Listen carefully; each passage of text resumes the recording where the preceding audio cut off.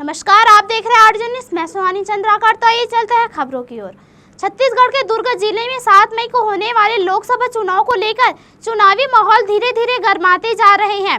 कांग्रेस और बीजेपी के तमाम स्टार प्रचारक अपने अपने प्रत्याशियों के पक्ष में मतदाताओं को रिझाने उनके बीच आ रहे हैं। इसी कड़ी में महिला कांग्रेस की राष्ट्रीय अध्यक्ष अलका लांबा दुर्ग जिले के भिलाई में पहुंची, जहां उन्होंने कांग्रेस के प्रत्याशी राजेंद्र साहू के पक्ष में लोगों से मतदान करने की अपील की।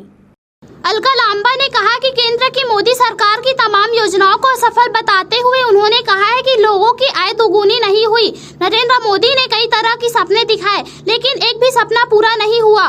मल्लिकार्जुन खड़गे प्रधानमंत्री से मिलने के लिए समय मांगा है। हमारा न्याय पत्र हम देश के प्रधानमंत्री नरेंद्र मोदी को समझाना और पढ़ाना चाहते हैं, क्योंकि कांग्रेस के न्याय पत्र को लेकर देश के पीएम लोगों को बरगला रहे हैं कि हम मुसलमान को संपत्तियां दे देंगे। हम उन्हें बताना चाहते हैं कि 70 सालों तक कांग्रेस ने राज किया है। इतने सालों में तो हमने मुसलमान को किसी भी कोई भी संपत्तियां नहीं दी। हम तमाम तरह की योजनाओं को मोदी को समझाना चाहते हैं। बीजेपी 400 सीट इसलिए मांग रही है क्योंकि आरएसएस और बीजेपी संविधान को बदलना चाहती है। लांबा ने कहा कि 10 साल न्याय और तानाशाही का काल रहा। बंद कमरे में भाजपा ने घोषणा पत्र बनाया। कांग्रेस की घोषणा पत्र 10,000 किलोमीटर की यात्रा से निकली। महिला, किसान, युवा, मजदूर सबकी सुनकर घोषणा पत्र तैयार किया गया।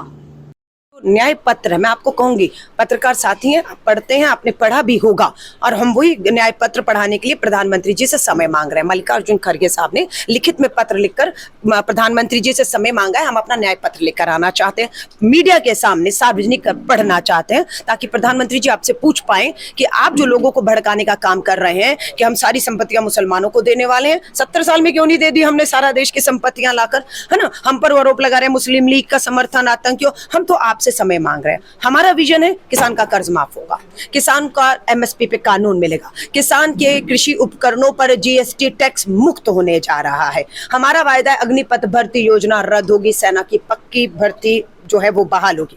हमारा वायदा है कि 30 लाख सरकारी पक्की नौकरियों के पद खाली है, आते ही सबसे पहले भर्ती शुरू की जाएगी, 30 लाख सरकारी पदों को भरा जाएगा।